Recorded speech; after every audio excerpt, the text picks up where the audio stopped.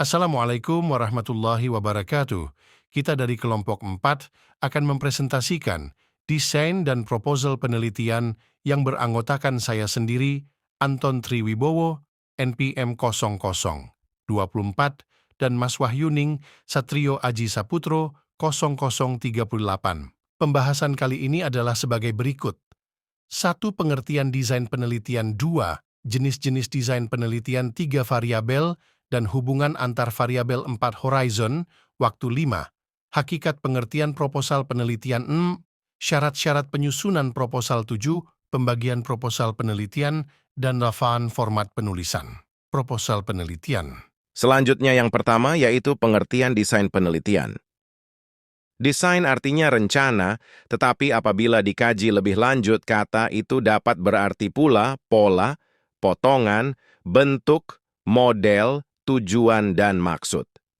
Desain penelitian menurut istilah adalah rencana dan struktur penyelidikan yang digunakan untuk memperoleh bukti-bukti empiris dalam menjawab pertanyaan penelitian. Menurut Uma Sekaran, tujuan studi terbagi menjadi beberapa macam yaitu eksploratif, deskriptif, pengujian hipotesis, analitis dan prediktif, dan analisis studi kasus. Tujuan studi dari penelitian ini adalah studi eksplorasi, yang mana studi eksplorasi merupakan kegiatan penjelajahan suatu permasalahan topik untuk memahami permasalahan atau topik tersebut. Dalam penelitian eksperimental, desain penelitian disebut desain eksperimental. Desain eksperimen dirancang sedemikian rupa guna meningkatkan validitas internal maupun eksternal. Suharsimi Arikunto mengkategorikan desain penelitian murni menjadi 8 yaitu 1. Control group pretest, post-test 2. Random terhadap subjek 3. Pasangan terhadap subjek 4. Random, pretest, post-test 5. Random terhadap subjek dengan pretest, kelompok kontrol post, tes kelompok eksperimen 6, 3 kelompok eksperimen, dan kontrol 7. 4 kelompok dengan 3 kelompok kontrol 8. Desain waktu. Selanjutnya yang kedua yaitu jenis-jenis desain penelitian. Dilihat dari berbagai sudut pandang. Jenis-jenis desain penelitian. Dilihat dari berbagai sudut pandang. 1. Desain penelitian dilihat dari perumusan masalahnya. A. Penelitian eksploratif. Penelitian yang menguji suatu variabel yang diyakini kebenarannya sehingga menghasilkan penemuan-penemuan baru. B. Penelitian uji hipotesis. Suatu penelitian yang menguji hipotesis pernyataan yang telah ada menggunakan metode-metode tertentu. 2. Desain penelitian berdasarkan metode pengumpulan data. A. Penelitian pengamatan. Metode pengumpulan data di mana peneliti mencatat informasi sebagaimana yang mereka saksikan selama penelitian. Proses pengamatan terdiri atas 1. Persiapan termasuk latihan, training. 2. Memulai interaksi. 3. Pengamatan dan pencatatan. 4. Menyelesaikan tugas lapangan. B. Penelitian survei. Metode pengumpulan data dengan menggunakan instrumen untuk meminta tanggapan dari responden tentang sampel. Pada dasarnya, survei terdiri atas 1. Wawancara. 2. Kuesioner. 3. Desain penelitian dilihat dari pengendalian variabel-variabel oleh peneliti. A. Penelitian eksperimental. Meneliti hubungan sebab akibat antara variabel-variabel penelitian dengan melakukan suatu proses percobaan untuk mendapatkan hasil yang presisi. B. Penelitian ex post facto. Suatu penelitian yang telah diteliti sebelumnya sehingga data-datanya, variabel-variabel penelitiannya, dapat dilacak kembali melalui kuesioner atau dokumen-dokumen yang relevan dengan penelitian tersebut. 3. Desain penelitian menurut tujuannya. A. Penelitian deskriptif. Penelitian yang digunakan untuk memberikan penjelasan yang objektif, justifikasi, dan evaluasi sebagai bahan pengambilan keputusan bagi yang berwenang dari suatu fakta atau kejadian yang sedang terjadi. B. Penelitian komparatif. Membandingkan suatu permasalahan yang sama pada suatu objek yang berbeda. C. Penelitian asosiatif. Menganalisis hubungan antara satu variabel dengan variabel lainnya atau bagaimana suatu variabel mempengaruhi variabel lain. 4. Desain penelitian dilihat dari lingkungan studi A, studi lapangan. Penelitian yang dilakukan melalui proses pembelajaran secara langsung atau dapat juga dilakukan dengan menggali pengetahuan dari orang yang ahli di bidangnya. B. Eksperimen lapangan. Penelitian yang proses pengujian data yang diteliti dengan melakukan suatu percobaan sampai mendapatkan data yang akurat. C. Eksperimen laboratorium. Untuk mendapatkan kebenaran dari penelitian, maka suatu variabel atau data-datanya harus diteliti dengan memanfaatkan fasilitas laboratorium sebagai sarana pembantunya. Yang ketiga yaitu variabel dan hubungan antara variabel. Variabel dan hubungan antar variabel. Hubungan antar variabel atau sering dikenal hubungan antar dua variabel, yaitu variabel bebas, independen pengaruh, dengan variabel ikatan, dependen terpengaruh, dengan simbol X dan Y, biasanya dikaitkan dengan analisis hubungan kausal, hubungan sebab akibat. Tetapi menurut Narbuco dan Ahmadi, 2005, hubungan antara variabel independen dengan variabel dependen tidak selalu merupakan hubungan kausal. Lebih ditegaskan bahwa terdapat variabel yang saling berhubungan, tetapi variabel yang satu tidak mempengaruhi variabel yang lain. Berikut jenis-jenis hubungan antar variabel menurut Narbuco dan Ahmadi sebagai berikut. What? Hubungan simetris. Hubungan simetri merupakan hubungan variabel yang tidak dipengaruhi atau disebabkan oleh variabel lain. Ada 4 kategori yaitu A. Variabel. Kedua, merupakan indikator dari konsep yang sama. Misalkan kalau mengerjakan cepat selesai, sedang hasilnya tepat, maka kedua variabel tersebut merupakan indikator dari seorang yang intelijen, namun tidak bisa diartikan bahwa karena cepat, lalu hasilnya tepat. B. Variabel kedua merupakan akibat dari suatu faktor yang sama. Misalkan, meningkatnya suatu pelayanan kesehatan dibarengi dengan bertambahnya jumlah pesawat udara. Kedua variabel tersebut tidak saling mempengaruhi, namun keduanya merupakan akibat dari peningkatan pendapatan. C. Variabel kedua saling berhubungan secara fungsional. Misalkan, di mana satu berada yang lain pun pasti di sana, atau di mana ada guru di sana ada murid. D. Hubungan yang kebetulan semata-mata. Misal, seorang bayi ditimbang dan esok hari dia meninggal. Berdasarkan kepercayaan, kedua hal tersebut dianggap berkaitan, namun dalam penelitian empiris tidak dapat disimpulkan bahwa bayi tersebut meninggal karena ditimbang. 2. Hubungan timbal balik. Hubungan timbal balik adalah hubungan di mana suatu variabel dapat menjadi sebab dan akibat dari variabel lainnya. Narbuco dan Ahmadi, 2005. Perlu diingat bahwa hubungan timbal balik di sini bukanlah hubungan di mana tidak dapat ditentukan variabel yang menjadi sebab dan variabel yang menjadi akibat. Tetapi maksudnya di sini adalah apabila pada suatu waktu variabel X mempengaruhi variabel Y, sedang pada waktu lain variabel Y mempengaruhi variabel X. 3. Hubungan asimetris. Pada analisis pokoknya dalam analisis sosial, terdapat hubungan yang simetris ini, di mana satu variabel mempengaruhi variabel yang lain. Dalam hubungan asimetris ini, ada beberapa ketentuan hubungan sebagai berikut.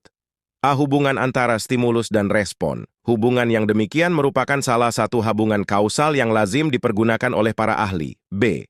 Hubungan antara disposisi dan respon. Hubungan ini menunjukkan kecenderungan untuk menunjukkan respons tertentu dalam situasi tertentu. Contoh, hubungan ini misal hubungan antara kepercayaan seseorang dengan kecenderungan memakai obat tradisional atau keinginan bekerja nampak frekuensi mencari kerja. C.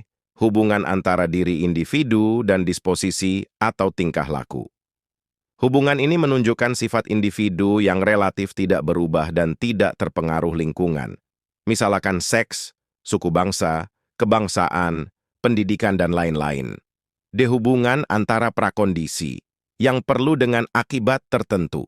Misalkan pedagang kecil yang berkeinginan untuk memperluas usahanya diperlukan persyaratan pinjaman bank yang lunak. Hubungan antara kerja keras dengan keberhasilan jumlah jam belajar dengan nilai yang diperoleh. Hubungan yang imanen antar dua variabel. Hubungan ini menunjukkan terdapat suatu jalinan yang erat antara variabel satu dengan variabel yang lain. Misalkan saja ketika suatu organisasi besar tersebut, maka peraturan yang diterapkan semakin ketat. Hubungan antar tujuan, ends, dan cara, means. Misalkan penelitian tentang hubungan antar kerja keras dan keberhasilan. Jumlah jam belajar dengan nilai yang diperoleh pada waktu ujian. Yang selanjutnya yang keempat yaitu horizona waktu. Horizona waktu. Horizon waktu terbagi menjadi dua macam, yaitu studi cross-sectional dan studi longitudinal. Horizon waktu yang digunakan pada penelitian ini adalah horizon waktu cross-sectional.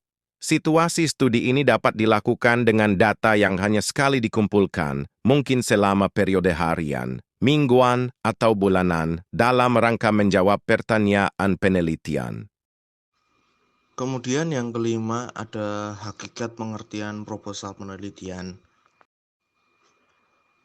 Hakikat pengertian proposal dalam kehidupan sehari-hari, kita sering mengadakan suatu acara ataupun kegiatan. Dalam melakukan suatu acara tersebut, kita perlu merencanakannya terlebih dahulu. Rencana tersebut disebut dengan proposal. Proposal adalah sebuah tulisan yang dibuat untuk merencanakan dan menjelaskan suatu rencana atau tujuan kegiatan kepada pembaca. Kata proposal berasal dari bahasa Inggris purpose yang berarti mengusulkan atau menawarkan. Dalam KBBI, proposal diartikan sebagai rencana yang dituangkan dalam bentuk rancangan kerja. Secara praktis, proposal adalah rancangan kerja yang disusun secara sistematis dan terinci untuk suatu kegiatan yang ingin dilakukan. Ini adalah konsep pemikiran dalam bentuk tulisan tentang proyek kegiatan yang akan dilaksanakan. Dan menurut beberapa ahli, proposal menurut dari Hasnum Anwar, proposal adalah rencana untuk kegiatan tertentu. Kemudian menurut Hadi menyatakan bahwa proposal adalah usulan terstruktur untuk kerjasama bisnis kegiatan atau pemecahan masalah. Yang ketiga ada menurut Kraft memandang proposal sebagai saran atau permintaan untuk melakukan pekerjaan atau penelitian. Secara umum, proposal adalah rancangan kegiatan atau kerja yang disusun sistematis dan terperinci oleh peneliti atau kelompok peneliti yang untuk diajukan kepada pihak yang dikehendaki untuk persetujuan atau bentuk dalam penelitian mereka. Kemudian ada syarat-syarat menyusun proposal. Syarat-syarat yang harus terpenuhi dalam menyusun proposal ada 4. Yang pertama yaitu adalah sistematis, kemudian berencana, ketiga mengikuti konsep ilmiah, keempat jelas dan dapat dimengerti. Maksud dari sistematis artinya proposal yang disusun harus berurutan secara sistematis menurut pola tertentu dari yang paling sederhana hingga yang paling kompleks agar efektif dan efisien. Kemudian berencana, artinya proposal tersebut dibuat secara sengaja dan telah dipikirkan langkah-langkah pelaksanaannya, serta mengacu pada tujuan yang ingin dicapai dalam kegiatan tersebut. Yang ketiga, mengikuti konsep ilmiah. Artinya, pengerjaan proposal mulai dari awal hingga akhir harus sesuai dengan cara-cara atau metode ilmiah yang sudah ditentukan. Kemudian, jelas dan dapat dimengerti. Proposal yang dibuat harus jelas dan menggambarkan kegiatan yang akan dilakukan, sehingga pihak penerima dapat mendapatkan gambaran jelas tentang kegiatan yang akan dilaksanakan tersebut. Kemudian ada pembagian proposal. Pembagian proposal penelitian adalah proposal yang bertujuan untuk mengatur mengadakan riset maupun penelitian. Proposal penelitian terdiri atas 4, yang mana yang pertama ada proposal penelitian pengembangan, kemudian proposal penelitian kajian pustaka, ketiga proposal penelitian kualitatif, kemudian proposal penelitian kuantitatif. Yang pertama proposal penelitian pengembangan, yaitu kegiatan penelitian pada dasarnya berupaya mencari jawaban terhadap suatu permasalahan. Sedangkan kegiatan pengembangan berupaya menerapkan temuan atau teori untuk memecahkan suatu permasalahan. Yang kedua, proposal penelitian kajian pustaka. Proposal kajian pustaka menggunakan telaah yang dilaksanakan untuk memecahkan suatu masalah dan pada dasarnya bertumpu pada penelaahan kritis dan mendalam terhadap bahan-bahan pustaka yang relevan. Telaah pustaka semacam ini biasanya dilakukan dengan cara mengumpulkan data atau informasi dari berbagai sumber pustaka yang kemudian disajikan dengan cara baru dan atau untuk keperluan baru. Ketiga yaitu proposal penelitian kualitatif. Proposal penelitian kualitatif bersifat deskriptif dan cenderung menggunakan analisis dengan pendekatan induktif. Proses dan makna perspektif subjek lebih ditonjolkan dalam penelitian kualitatif. Yang keempat yaitu proposal penelitian kuantitatif. Proposal kuantitatif pada dasarnya menggunakan suatu penelitian dengan pendekatan deduktif induktif. Selanjutnya ada format dalam penulisan proposal penelitian. Format penulisan proposal penelitian pada dasarnya setiap lembaga pendidikan dan sejenisnya memiliki sistem dan struktur tersendiri dalam penelitian proposal penelitian. Namun secara umum bentuknya tidak jauh berbeda. Sistem dan struktur yang paling umum saat penulisan proposal penelitian dijelaskan lebih rinci di bawah ini. Yang pertama yaitu bagian awal. Pada bagian pertama proposal penelitian memuat nama penelitian dan pendahuluan yang harus dilakukan strukturnya sebagai berikut. 1. Judul penelitian. 2. Pendahuluan. 3. Latar belakang. 4. Perumusan masalah. 5. Tujuan penelitian. 6. Sasaran, keluaran, dan ruang lingkup atau batasan. Ketujuh, tinjauan pustaka. 8. Perumusan hipotesis penelitian. 9. Kerangka berpikir. 10. Asumsi teori yang digunakan dalam penelitian. Pada awalnya penting untuk membuatnya sistematis dan mudah dipahami untuk memungkinkan instansi atau pelamar menerima proposal penelitian yang diajukan. Yang kedua itu bagian isi. Di dalam bagian kedua adalah bagian isi ini yang mencakup metode penelitian yang meliputi 1. Pendekatan penelitian, 2. Variabel dan indikator, 3. Populasi dan sampel atau fokus dan lokus, keempat teknik pengumpulan data, kelima teknik pengolahan dan analisis data, keenam subjek penelitian, 7. Instrumen dan tahapan penelitian dapat disesuaikan dengan pendekatan penelitian kualitatif, kuantitatif atau penelitian pengembangan, ke-8 jadwal pelaksanaan penelitian, 9 rencana publikasi hasil penelitian, ke-10 bagian penutup. Bagian akhir yang ketiga itu bagian akhir. Bagian akhir proposal penelitian memuat pembahasan beberapa topik antara lain 1. Daftar pustaka, 2. Lampiran yang terdiri dari lembar pengesahan dari 3 pimpinan lembaga atau instansi pernyataan, 4. Dokumen riwayat hidup, 5. Rancangan anggaran biaya, ke-6. Dokumentasi penelitian. Cukup sekian presentasi yang dapat kami sampaikan. Semoga bisa menjadi bahan acuan ajar. Mohon maaf apabila ada kesalahan dalam penulisan dan penyampaian materi. Sekian dan terima kasih.